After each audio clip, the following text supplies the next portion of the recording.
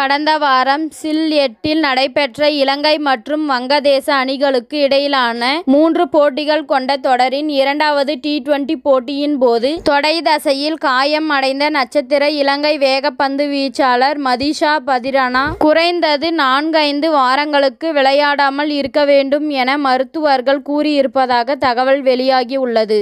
முன்னதாக சிஎஸ்கே அணியின் துவக்க வீரர் டெவான் கான்வே காயத்தால் IPL தொடரின் முதல் பாதியில் பங்கேற்க முடியாது என்ற தகவல் வெளியானது.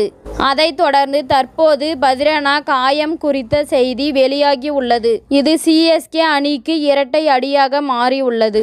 பதிரானா இல்லாத சிஎஸ்கே அணிக்கு பெரிய பின்னடைவாக இருக்கும். ஏனெனில் 21 வயதான வேகப்பந்து வீச்சாளர் பதிரானா கடந்த ஆண்டு IPL தொடரில் தோனி தலைமையிலான சிஎஸ்கே அணியின் டெத் ஓவர் ஸ்பெஷலிஸ்டாக இருந்தார். கடந்த 2023 IPL தொடரில் 12 போட்டிகளில் 19 விக்கெட்டுகளை வீழ்த்தி சிஎஸ்கே அணி கோப்பையை வென்றதில் முக்கிய பங்கு வகித்தார்.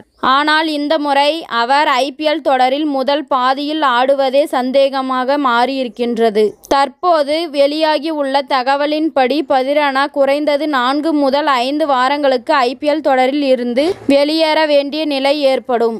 2024 IPL தொடரில் சிஎஸ்கேவின் முதல் சில போட்டிகளில் அவரால் பங்கேற்க முடியாது. IPL 2024 முடிவிற்கு பிறகு T20 உலகக்கோப்பை 2024 நடைபெற உள்ள நிலையில் இலங்கை கிரிக்கெட் வாரியமும் அவருக்கு அனுமதி வழங்குவதற்கு முன் எச்சரிக்கையான அணுகுமுறையை கையில் எடுக்கும். எனவே சிஎஸ்கே அணி அவரை மட்டுமே நம்பி இருக்க முடியாது. பதிரானா இல்லாத நடப்பு சாம்பியன் அணியை சிஎஸ்கேவுக்கு பெரிய பின்னடைவாகும். ஆனால் அவருக்கு பதிலாக வங்கதேச வேகப்பந்து வீச்சாளர் முஸ்தபிசூர் ரஹ்மான் சிஎஸ்கே அணியில் பந்து வீசக்கூடும் என கூறப்படுகின்றது. 2024 IPL ஏலத்தில் சிஎஸ்கே ரூ.2 கோடிக்கு முஸ்தபிசூர் ரஹ்மானை ஏலத்தில் ஒப்பந்தம் செய்தது.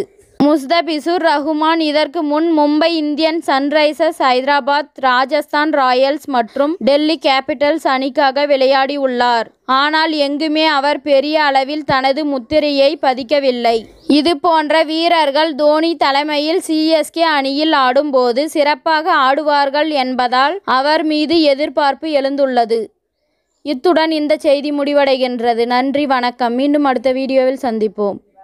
மேலும் இது போன்ற சுவாரஸ்யமான தகவல்களை அறிய தமிழ் சிறை சேனலை சப்ஸ்கிரைப் பண்ணுங்க, ஷேர் பண்ணுங்க, லைக் பண்ணுங்க மற்றும் கமெண்ட் பண்ணுங்க.